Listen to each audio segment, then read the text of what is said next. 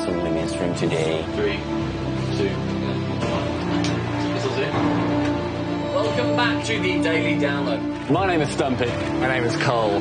Chavales, estaba grabando el vídeo de hoy y no os vais a creer lo que me ha pasado. I'm here at the Mercedes-Benz Arena in Berlin for the biggest Counter-Strike event of the year.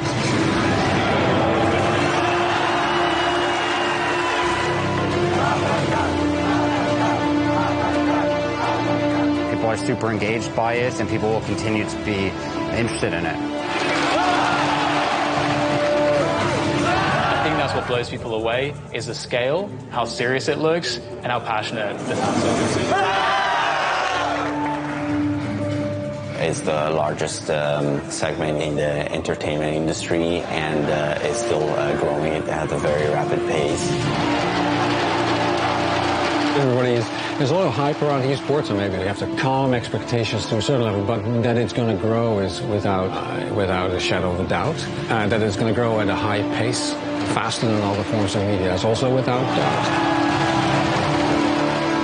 I think it's going to be bigger than anything we've seen so far. I do think it'll be bigger than standard sports eventually. I think there's so much more of a market available for it as well.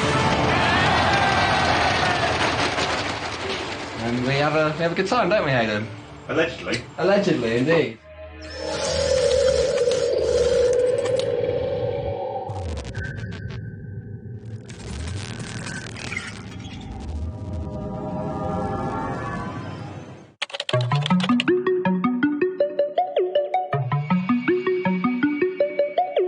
Influencers are definitely changing the gaming world because they're the ones who are getting the views. Their influence could make or break, any game today, and it's extremely important.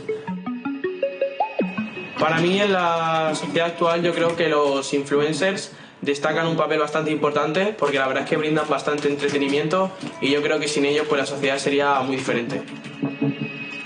People talk about gamers, in a way that they are sedentary animals that just play a pill and play at night, and some of that obviously is true. But it's completely blown out of all proportion.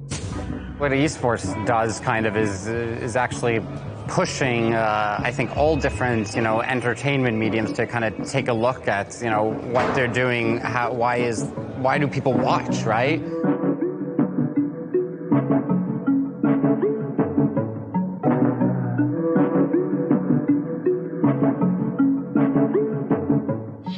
So let's say I'm an influencer. I have a louder voice, and sometimes they have one-to-one contact with the publishers or developers, but if they don't, they could just send out a tweet and changes are made because the company that is putting out the game will react a lot quicker to avoid public outrage. Looking to see if there's going to be traces for utility usage from Renegade's pushes of Vanguard all the way back, and a Vanguard.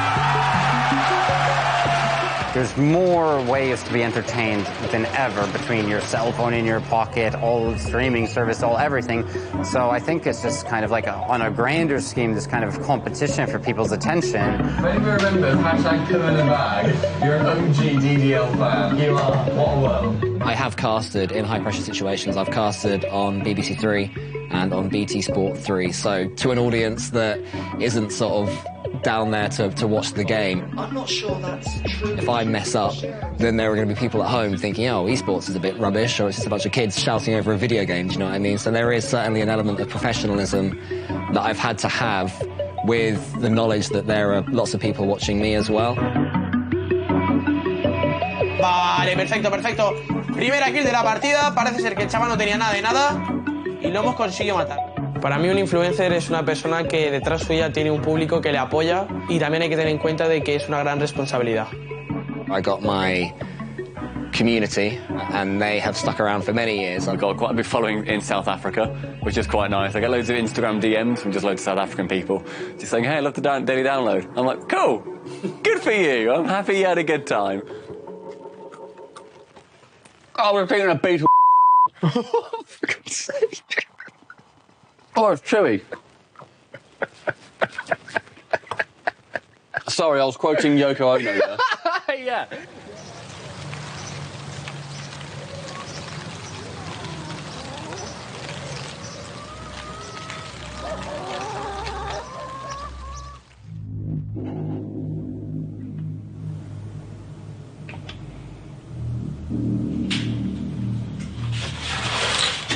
It's a bit grey. I wasn't trying to get into esports or esports journalism or anything like that. I was a technical author at a software company, so writing software manuals, copywriting, lots of stuff to do with the English language. That's an insult to the chef. I keep insulting people, I don't mean to. Right, I'll check my running order. On Wednesday, we're just doing talking points from, or Wednesday's episode, should I say? We're just doing talking points from the one. And then gaming, since I've been born, has been an important part of what I do in my free time. So Wednesday is esports specific. Okay. Then Thursday is gaming news. So this game's been announced. This game's coming out this week. What do you think? So games that... I must admit that until Rocket League came out, I didn't know anything about Twitch. I didn't know anything about esports. I didn't know anything about esports journalism. So I had to learn all that as I went along. Alexa, what's going on in the esports world? Sorry, I'm not up to date with any news about esports world. What do you know about the esports world? Esports is a form of sport competition using video games. Why is it that she answered you and not me is my question. You know. Maybe it was... You know, I'm just not even going to go there. I think that's what esports does so well, the fact that if you are in the right place at the right time and you do put in the hours and you do have, you know, a bit of natural spark, then it can sort of sweep people away in the moment when the new game comes out.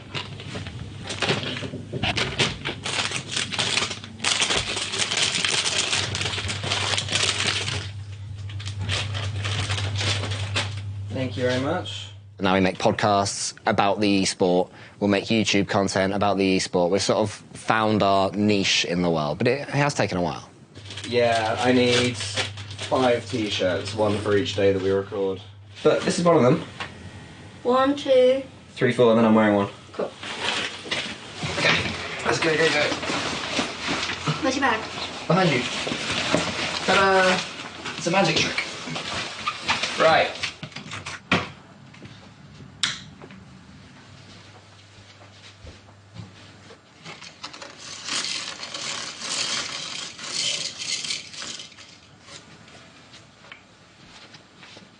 I wasn't planning a career in anything to do with gaming. Good morning, Milton. When I was at university, I did zoology, so I was all about animals. And my entire thing, from when I was like 10 years old or so, my entire thing was wanting to be a zookeeper. That was my thing. And it sort of got to a point where I realised that actually I'm kind of enjoying gaming more than studying at the moment.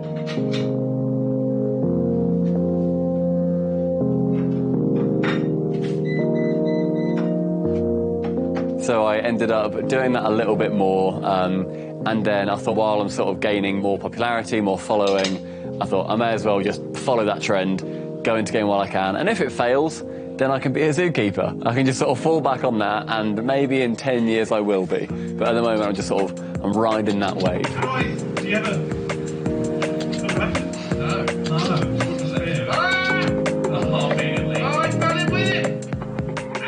A month after I graduated in 2016, I then worked at Barclaycard, and I was doing that alongside streaming.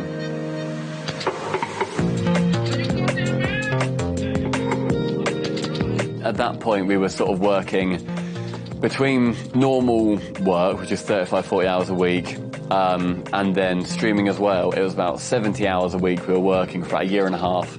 Ended up burning us out quite a lot, and we said at the start of 2018, right, this is our year to go full-time with streaming.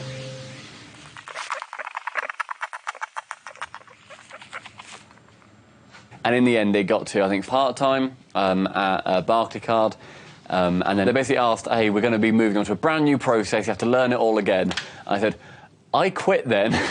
I shan't learn anything new. They're like, fair enough. So I literally left that day and then just didn't go back. Hi, pigs.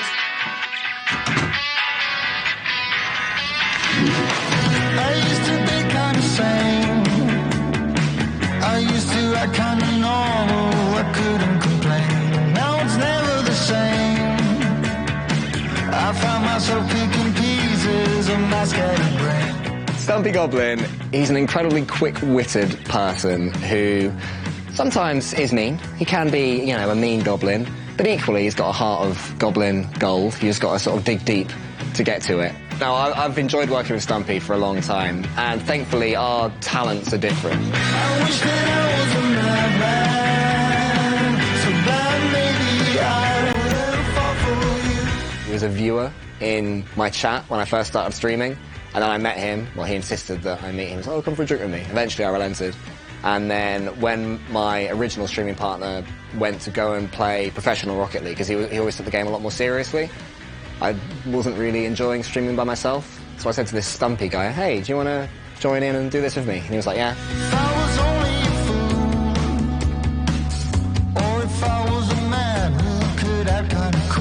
Ended up then joining Cole on his Twitch channel, because I was in his chat originally. He gave me half his business, which was very silly of him.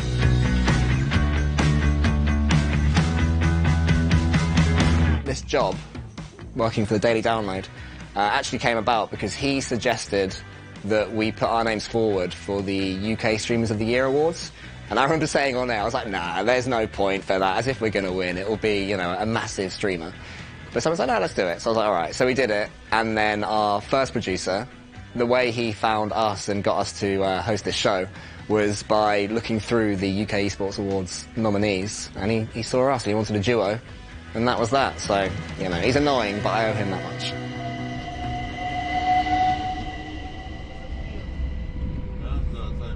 Can you describe what he's like as a person and what it's like to work with him? Cole as a person, he's very driven.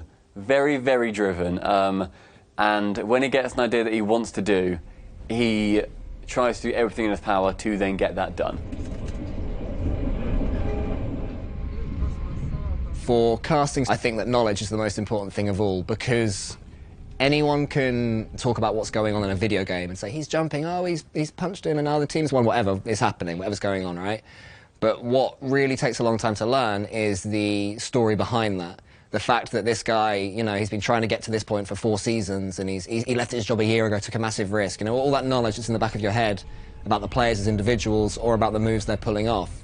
That, to me, is what separates good commentary and bad commentary. To announce we're now arriving at platform 1, London King's Cross, where this train will terminate. Please remember when leaving this train to take all of your personal belongings with you. And I think that knowledge can't be faked. That has to come over a period of time. And you can definitely tell when you're watching somebody who really is passionate about their esport and has been in that community for a long time versus someone who's just taken a few notes the day before and thinks that will get them by. Because if you're broadcasting for 5-6 hours, you need to have a wealth of knowledge behind you.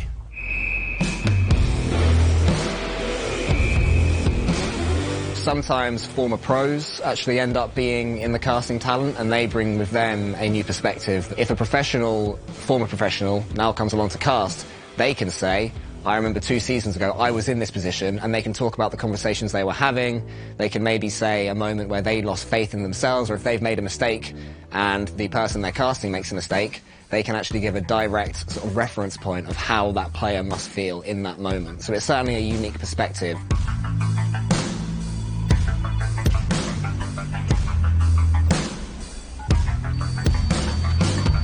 Hello, Carlos. Hello.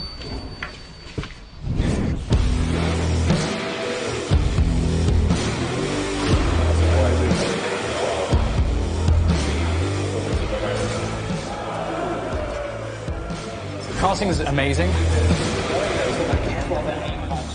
One of the things I really love about it is being an ambassador for competitive video games because it's so impactful in my life. And so that's amazing. Oh my god, it just goes for it. That's insane. I don't know how he converts that. I get to tell the story of why video games are great and also what is so important when it comes to like what these players are trying to do in the game. I love the exciting and emotional moments where I get to scream my lungs out. He has to be absolutely perfect. JKS playing the headshot position is just enough to deal with Jane.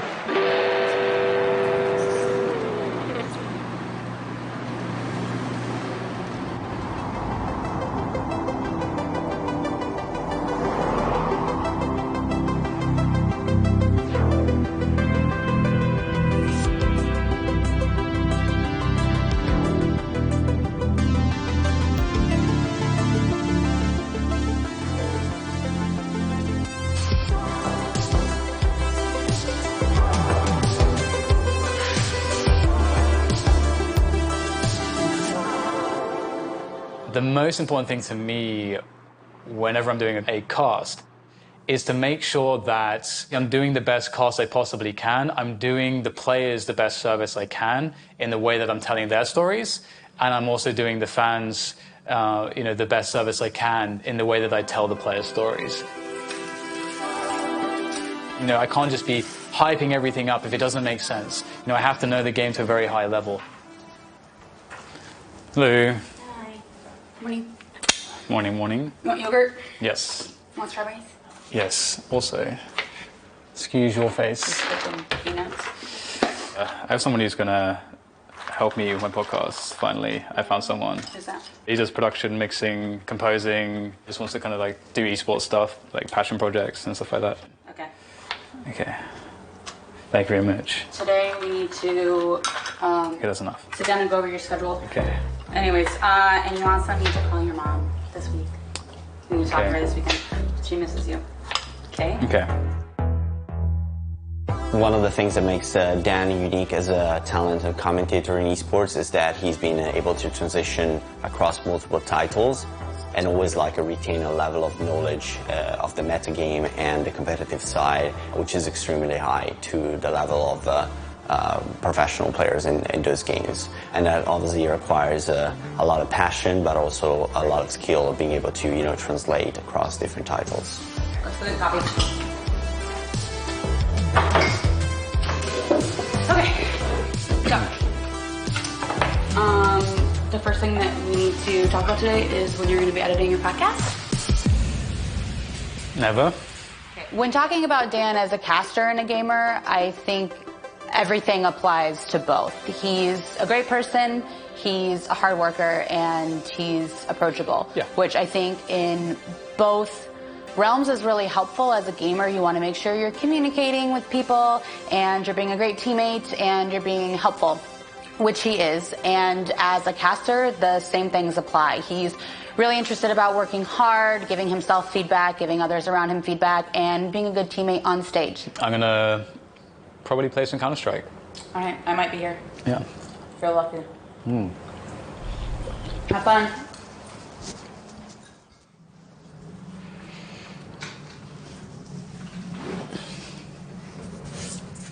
I used to be a player myself, and if I could find a way to do them now, I would definitely find my way back. But I decided that after going to university, I did law for a couple of years, didn't really find anything that resonated, so I tried some more studying, just nothing quite clicked. Then one day I realized, okay, what do I know a lot about? What have I been obsessed by? I was like, well, I know how to get really good at video games.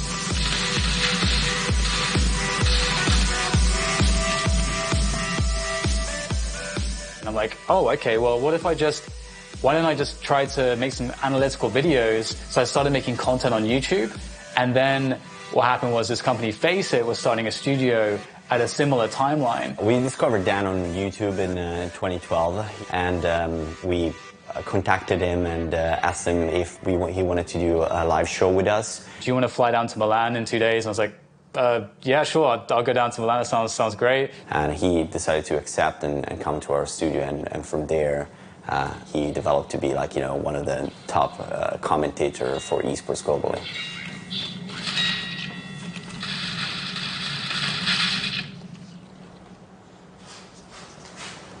All right, let's go. Okay. Ready? Yeah. Thank you.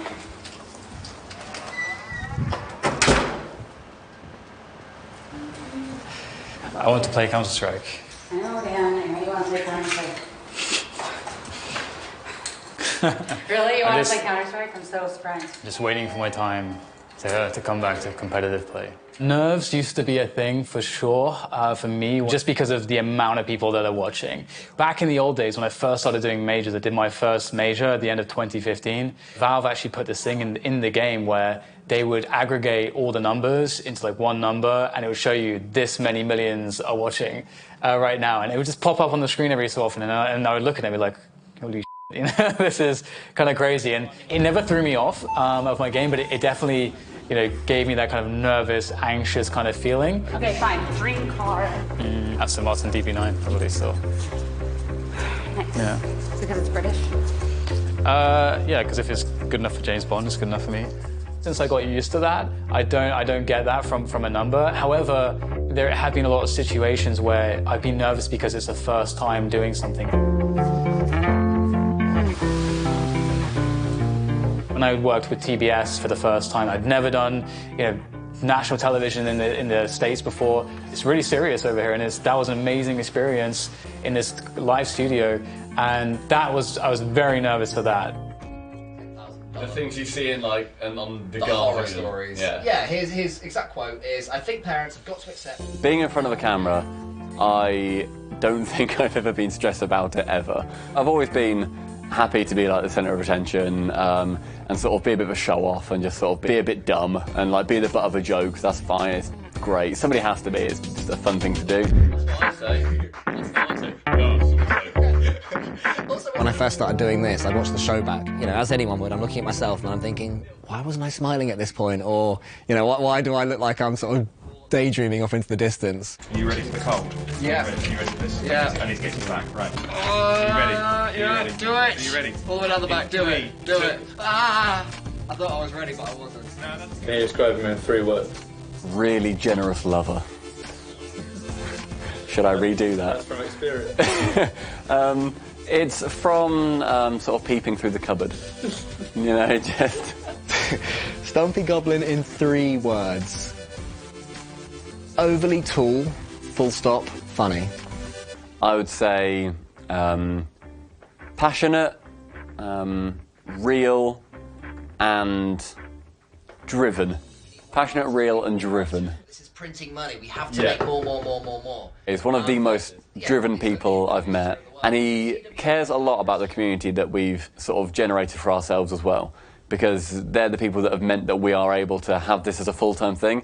And I think we both appreciate them a lot. But yeah, he's a very passionate human. He is, I would happily admit, better than me off the fly at improvising, doing voices, accents, all that stuff. I don't have those abilities. In the power of year 2021, people will play video games for a living. Well, they'll also be playing Warcraft 3 as well. For a living. But then again, when it comes to our YouTube content, I'm happy to spend hours writing a script and editing and stuff like that, so we sort of slot together quite well.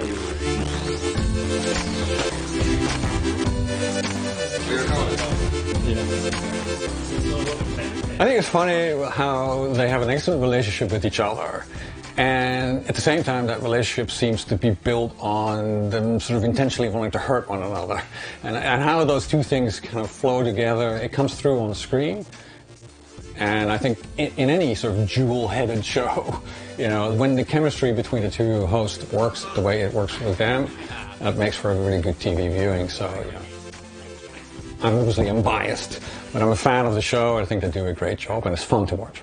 10, 9, 8, 7, 6, 5 still titles, 4, 3, 2, 1.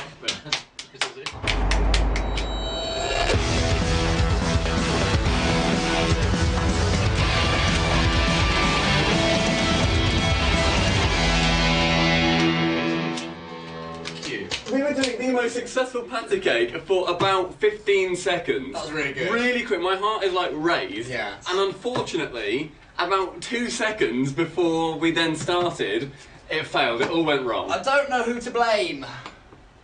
It was such an equal fault. My name is Stumpy. My name is Carl. Welcome, guys, to the Daily Download. Hi. How are you all? It's Wednesday, mate. It's Wednesday, and that therefore means this is the Talking Points episode. So our show has had a lot of adaptations since we started. When we first began, it was very esportsy, for lack of a better word. Every single episode was about a specific esport, so we'd be saying, oh, this team won, and they've won 7 events in a row. You also said, speaking of numbers, right? And I think deep down we knew that most of the people watching this will already know that, because the people watching this show are into esports and they might have watched the event themselves, or there's other shows on this channel that do that job in a sort of less scrappy, scruffy way than what we do.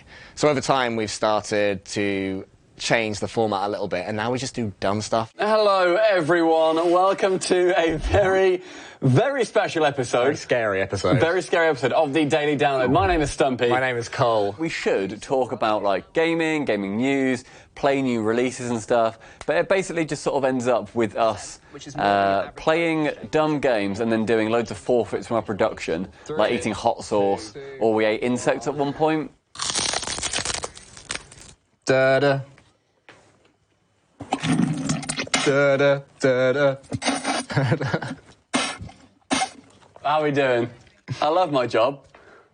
I couldn't swallow it. I just couldn't swallow it. There was an episode a little while ago where it was called Rocket League and Rocket Leaves, where every time we conceded a goal in Rocket League, don't get confused with saying it, we had to eat a handful of Rocket Leaves while talking to a camera. Yeah. It's just dumb, idiotic things like that now, which I love. I've got like a big old lump of rocket in my mouth. Please don't watch this episode, Mum. Yeah, it's a very, very fun show where we try and keep the centre focus as gaming, but we'll go every which way about it and try and sort of keep it nice and varied. But it's like global as well. I think it's in 50 countries. If you would help me with our planet zooing, yeah, there you go. If it'd stop my art box from dying. Jinx TV as a channel has sort of the mission to help esports become more accessible to a more mainstream audience. And so what we're trying to do is create an ecosystem where we can flow the audience from online to TV and vice versa. We're letting the sport or the esport talk for itself most of the time, and then when something interesting does happen, we suddenly ramp it up. I think that's why it's so important to have broadcasting talent that are able to try and get under that shell. Do you know what I mean? If they can get a quote from a player, or have them smile, or make them laugh, or make them react in a way, and suddenly the people watching on will be like, oh, this player, he dealt with that so well, I like this guy. I think that's such an important step to making sure that viewers identify with the people that they're watching, and don't just see them as gamers. I think it's been a really good one today. It was good. I enjoyed it. We didn't have as much time to prepare as normal, so we sort of had to improvise a lot more than we normally do. But that makes episodes, I think, sometimes go a lot better because we can almost, like, riff and not quite understand what's happening. It makes it a little bit sillier, if not a little bit less sort of structured.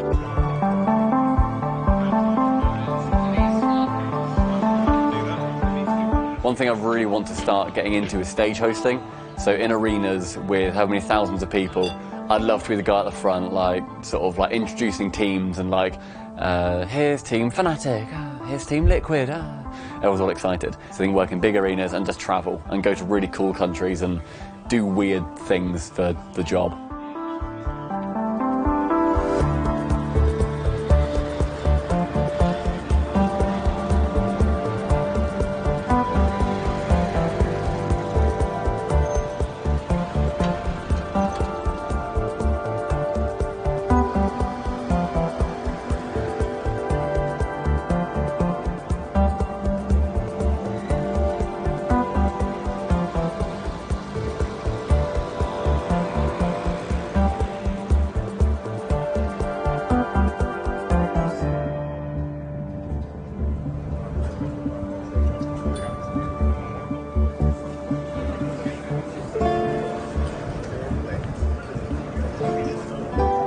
Go to tournaments to cast them all around the world, different studios all around the world. I cast online Counter-Strike, I cast the events, and also in my spare time, because again I'm pretty obsessed by this whole thing, like I live and breathe it. I try to play also because I find if I don't play enough, I lose a connection to the game. So I try to do that as well to keep myself current. Thanks a lot. Welcome. Yeah, have fun. Are you fasting? Yeah, doing the first game. Yeah. When you are at a tournament as a player and as a commentator, these are definitely very different things. And I think that part of the reason why being a commentator is amazing is because you kind of just get to have mostly the eyes of it. Whereas if you're a player, it's not until the tournament's over until you really kind of are able to express any emotions as to how you really feel about how you played or how things have been going or just anything really, because you have to just be focused at all times. Conversely, as a commentator, you get to watch people going through this, but you yourself don't have to really go through that. Instead, you just get to really live the best emotions without any of the any of the risk.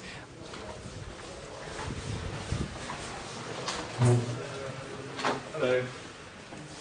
You get to see these great stories, like sometimes Cinderella stories, or maybe it is a sad story, and you really get to empathize with the fact that these guys had a horrible performance. I can really empathize with how awful that feels.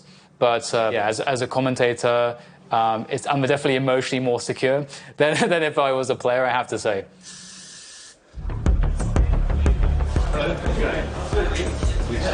Yeah, very excited. You excited?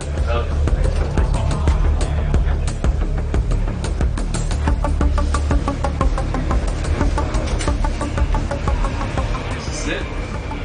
Where I will be commentating across. I'm here at the Mercedes-Benz Arena in Berlin, and I'm here for the biggest Counter-Strike event of the year. The whole world is watching. We've got ourselves a bunch of teams and players, the best in the world, all congregating, and these teams are playing for the better part of $1 million. And this is effectively the World Cup of Counter-Strike. I can't wait to get it started.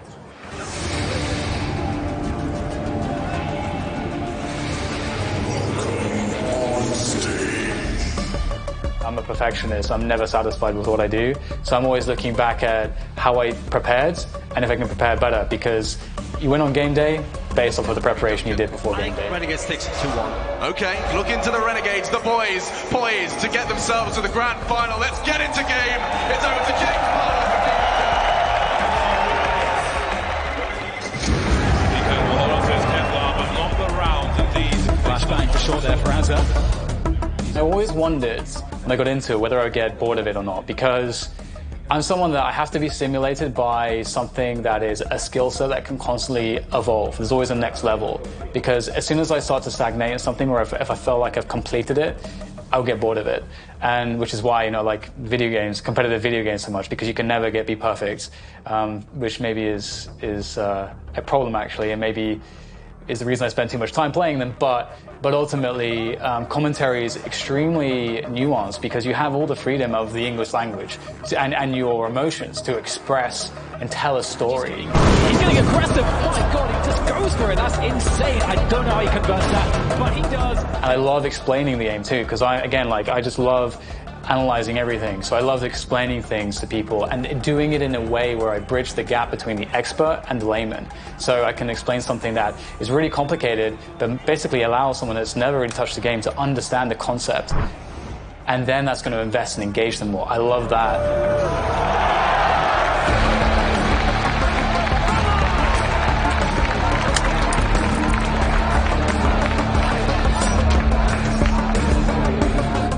Gaming, or competitive gaming, esports, it didn't just kind of change my life, but it saved my life. I didn't have a great background. It's kind of poor, divorce, bankruptcy, all this kind of stuff. I was moving around a lot of bullying, a lot of displacement, but I was always super competitive and really into sports. I married the love of video games to competition, and it gave me so much, because as soon as I started to get better and better, something that I achieved that I could take ownership of, it really gave me a lot of self-esteem. It gave me a lot of confidence when I was really struggling in every other way in my life. And in that sense, it kind of saved me, and it helped me understand who I was. Jakey is playing the headshot position. Yes, he goes for it again. And a big punish from Greenwich faction. And there might be more if Buster gets too curious. And he does. And he's down. And there it is, a punish from JK. He manages to find himself that flank. And that's for the MP9. And so there it is. My job is done. I helped to tell the story of the Vanguard's journey to the grand finals, and that's an amazing result for them. One of the things that is always hard to look at as well with Renegades is how terrible it is, how truly depressing it is to lose, to get this far. You put every ounce of your soul, your passion, your time, your effort, you've made sacrifices in your life. Everything is about this moment, and you fall short. And it's really tough to come back from that.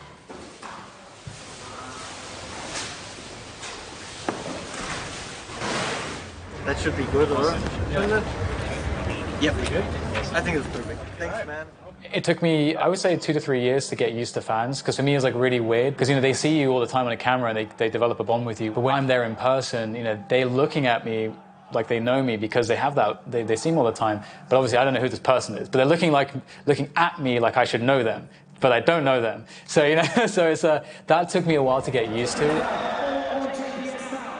Dan having fans and being considered a celebrity in esports is pretty easy. I think Dan's a great person for people to look up to, and when I grow up, I want to be like Dan. So I think it's wonderful that people see something in him that they find relatable or inspiring or just interesting. And, I know how special he is, and that's why I chose him. And I like that other people see that too. It makes me feel validated in my choice.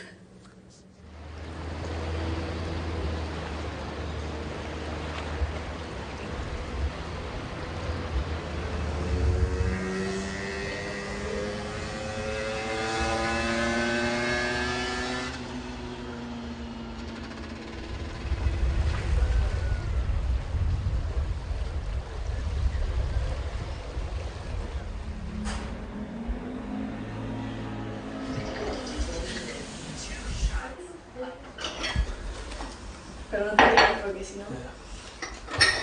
¿Tú también vas a querer colacao? Sí, por favor. ¿Y tú, Nico? ¿De qué hay? Jamón y queso. No. Yo empecé como todo el mundo subiendo vídeos y nunca sabía que iba a llegar a este punto. Y un día pues vine del instituto y estaba jugando una partida y de repente me tocó un objeto que no había salido del juego y nadie sabía de él. Y yo pues decidí grabar esa partida con ese objeto y encima la gané. Y desde ahí pegué el pelotazo y pues ahora estoy donde estoy. Chavales, estaba grabando el vídeo de hoy y no os vais a creer lo que me ha pasado. Vale, chavales, son las 3:04 de la madrugada y aún tengo que hacer la intro de este vídeo. Bienvenidos a un nuevo vídeo para el canal. Hoy, chicos, voy a estar durante 24 horas molestando a mi hermana, a mi hermano pequeño. Me han entrado unas ganas increíbles de ganar una partida en Fortnite, no sé por qué. Vamos al Fortnite. Me siento muy orgulloso de mi hermano porque ha conseguido lo que ha querido, ha conseguido un sueño y para mí también es un sueño porque yo cuando veía vídeos de gente hace 2 años que tenía 1 millón decía como wow, y ahora mi hermano tiene 1 millón y es como un sueño.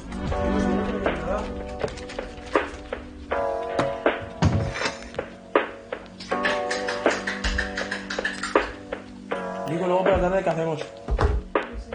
Mi hermano es un influencer porque si dice algo, la gente se fía de él porque ven que no lo va a decir por decir ni nada. Lo ha probado antes o le gusta. ¿Está bueno? Entonces, el tipo de influencia que él ejerce sobre la gente es bueno para ellos. Como tú siempre lo limpias... Qué falso.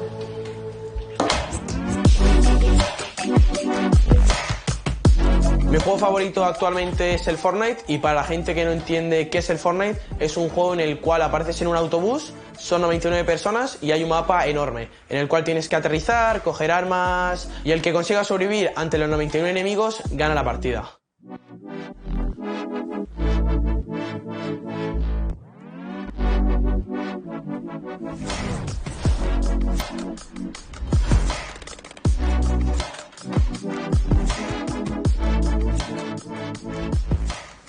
Opino que se lo tiene muy merecido el éxito porque se lo ha currado muchísimo.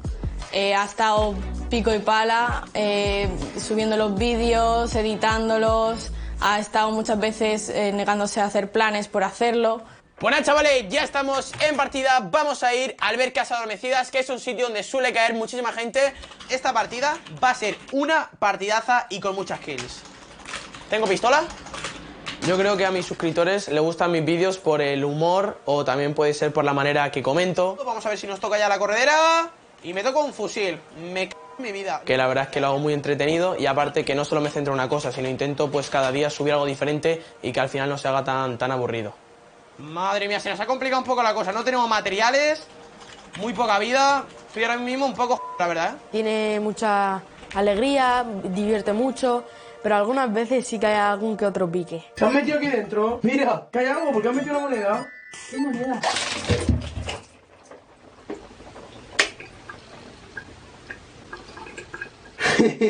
Lo que voy a hacer ahora es subir una pedazo de pillada de mi hermana a mi cuenta de Instagram para que la vean un montón de personas. Dime, ¿será verdad? Voy a verlo, ahora te llamo. La madre que lo parió. ¿Dónde está este? ¡Ale, borra eso ya! ¡Bórralo! Pero que no sale mal. Bro, bórralo, por favor, borra Pero que eso. solo lo han visto 12.000 personas, no pasa nada. Bro, borra eso ya, por favor, haz el favor. Mira, párate. Fuera de YouTube, no diría que es muy diferente porque al final es su personalidad. Si no, no le saldría así. Vale, ya está, ahora sí. Tenemos lo mejor de lo mejor. Corredera y subfusil. Este chaval no sabe con quién se ha metido, Este chaval me da a mí que no sabe quién soy. A ver. Lo que más me gusta de YouTube es que hay una gran audiencia para todo tipo de contenido y al fin y al cabo, subas lo que subas, siempre va a haber gente que va a ver ese contenido. Entonces eso a mí me alegra bastante. Madre mía, lo acabamos de deletear, ¡Está una bala! Y acabamos matándolo. El de turno. Qué suerte que acabamos de tener. A diario mucha gente me pregunta que cuánto dinero gano en YouTube y esto es una pregunta la verdad es que bastante complicada de responder porque a lo mejor en un mes te puede ir bien, en el otro te puede ir mal y esto al fin y al cabo depende del mes, depende del esfuerzo que hagas, pues ganas una cantidad u otra. ¡Buah! ¡Hola! ¡Vaya kill, chaval! Dios, no sé ni yo cómo lo he matado, De verdad lo digo. Yo desde que empecé a subir vídeos en YouTube siempre he tenido el apoyo de mi familia y yo creo que eso es un punto muy importante para los momentos malos, pues no venirte abajo y sabes que siempre vas a tener la ayuda de alguien. Desde pequeño era siempre muy divertido, muy curioso por las cosas. A él le gustaba público, participar en eventos, hacer cosas. Con 4 añitos, antes de acostarse, eso que me siempre hace gracia, una historia así, él decía a mi mamá, déjame el libro que voy a leer yo para vosotros. Entonces él siempre actúa como protagonista en todo el momento. ¡No me lo creo! ¡Nos acaban de matar! No pasa nada, hemos conseguido en total 4 kills. Espero de corazón que os haya gustado y nos vemos en el próximo vídeo. ¡Adiós!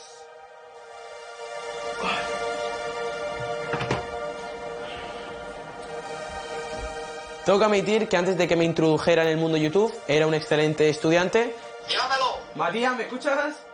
Te escucho. Que ya tengo el vídeo grabado, ¿vale? Te lo voy a pasar ya. Genial, cuando me lo pases me pondré ahí un poquito. Vale, perfecto. Pues nada, ahora mientras que se sube esto, el archivo del vídeo, voy a hacerme la foto para la miniatura. Y desde que me metí en el mundo de YouTube, pues puedo decir que mi rendimiento ha bajado, aunque siempre intento mantenerme e ir aprobando todas las asignaturas. A veces su actitud perjudica sus estudios, a comportamiento con los profesores, que a veces, claro, que se llaman atención, que en el colegio tiene que estudiar, no divertirse como hace en su vida diaria.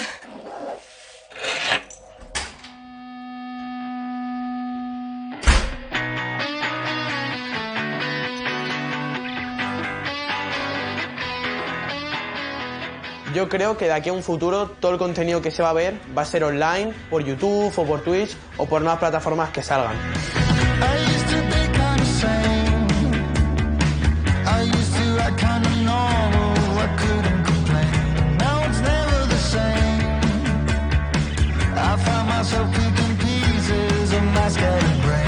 De aquí a 15 años me gustaría seguir siendo youtuber.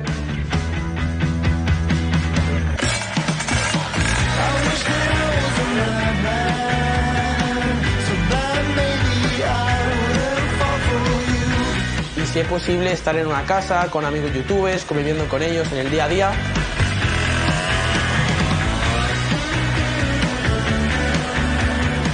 Sabe lo que quiere y hace cosas bien.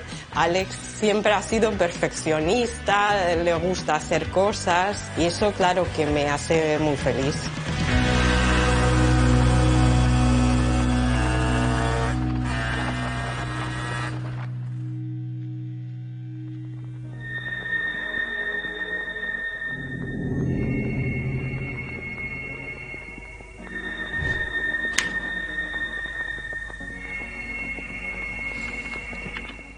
I think that families, parents specifically, are getting more on board.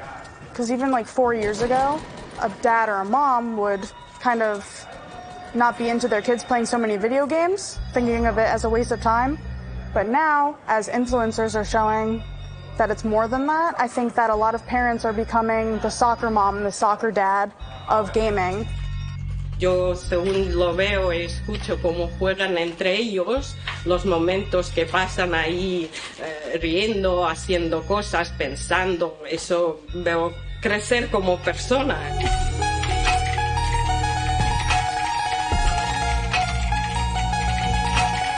Testing. Just making sure my voice is coming out loud and clear. I don't know if I'll be alive for that, but I think when my generation, down to sort of like 10 years old, and they grow up, to then be the parents, that might be the point where it then starts to really get bigger than traditional sports are nowadays.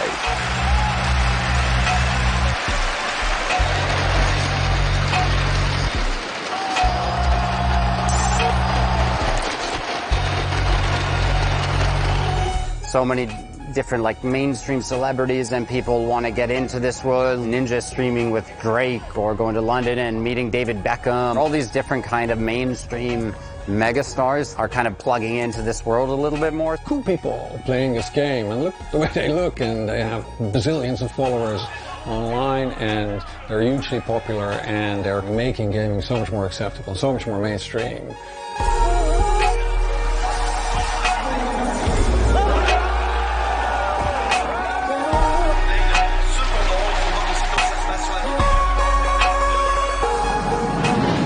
Gaming's becoming mainstream. I'd say it's at like 75% mainstream. Examples of that are just how popular it's getting and how much revenue it's gaining. It's set to take over, at least in America, like cable TV. There's more people that watch esports and have esports like subscriptions to things or gaming subscriptions than there are people who have cable TV subscriptions. Like, it's huge. Like this. Like these crickets. I'll join you.